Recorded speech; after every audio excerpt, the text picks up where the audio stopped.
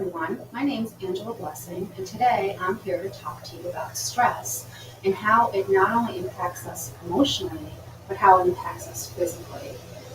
I'll also be talking to you today about some strategies in managing some of the stresses we deal with in our day-to-day lives. Did you ever wonder why some people tend to deal with stress better than others? Things just roll off their back and they sometimes would even appear from the outside looking in that they're thriving in stressful situations or they need that stress in order to perform. Some would say that people that are able to deal with stress tend to be very optimistic. Um, they have a positive outlook on life and uh, tend to, see the glass as half full and feel that things are going to work out. While others have a high level of confidence in their ability to deal with stress and to deal with whatever life throws their way.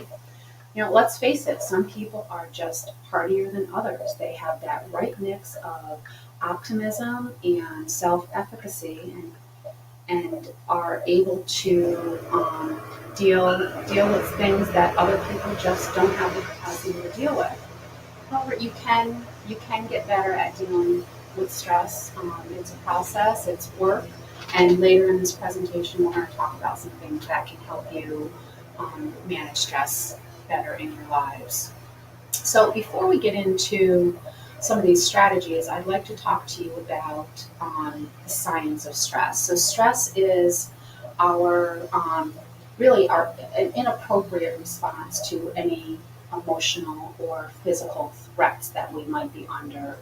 Um, I'll use the example. Well, first off, how many of you in the room have ever been in a near rear-end car collision where you've nearly rear-ended someone? So pretty much everyone in this room has been in a near car collision, and we've all had that experience of after having been through that experience, you feel like your heart is racing, or um, you're sweating, or your knees might be weak. That's as a result of our body reacting to the potential threat and preparing us to get out of harm's way. Um, our adrenal glands will release cortisol, the stress hormone. Um, it, it will release, they will release epinephrine, non-epinephrine. Our glucose level will be increased, and that's all really important in our survival. We need to be able to get out of harm's way. But too much of a good thing is never enough, and if we're constantly in that mode where we're under stress and our body is having this constant reaction to this stress, cortisol is constantly being released, and our glucose levels are high. Over the long term, this chronic stressful period or this chronic stress will have detrimental effects not only on our emotional health, but on our physical health. Um, Emotionally, you might feel depressed, you might feel anxious, you might want to withdraw from your friends, um, there's a wide variety of things that can happen. On the physical end, um, you have high, your blood pressure stays high, your heart rate stays high, you might have stomach problems, you might have headaches, you might not be able to sleep. Those are all real physiological reactions that are happening when you are under stress. Stress actually is probably way more dangerous than we all realize. This reaction that our body has to stress, this physiological reaction that our body has to stress, actually um, impacts our ability to fight off gene mutations. So it's like at the molecular level, it's in our DNA, and when that happens, our resistance goes down, and we're unable to fight things as minor as or as be susceptible to, we are more susceptible to things as minor as the common cold or cancer. So stress can ultimately kill us. Um, so it really is important to deal with stress because you really can't underestimate how dangerous being under chronic stress is in our lives. I want to just, we're all in stress. We all have stress every day. In sales here, we know that we are constantly under pressure to produce more, to sell more, to keep our customers happy, to keep our boss happy, to serve on multiple projects and whatnot. That's on top of our day-to-day stresses of raising our families, of caring for our aging parents, of managing our households, financial issues, you name it. A few years back, I was under an extremely stressful. I was in an extremely stressful period of my life. I was working on a project that ran for about 6 months. It was a very high-profile project. I felt like I had the eyes of the world on me, and right in the midst of this project, not two of my family members needed to undergo surgery, my husband and my son. My son, as most kids do, he rebounded and he was fine in about 2 weeks, back to normal. My husband, not so much. So my husband was out of work for 4 months. And that put an incredible burden on our household.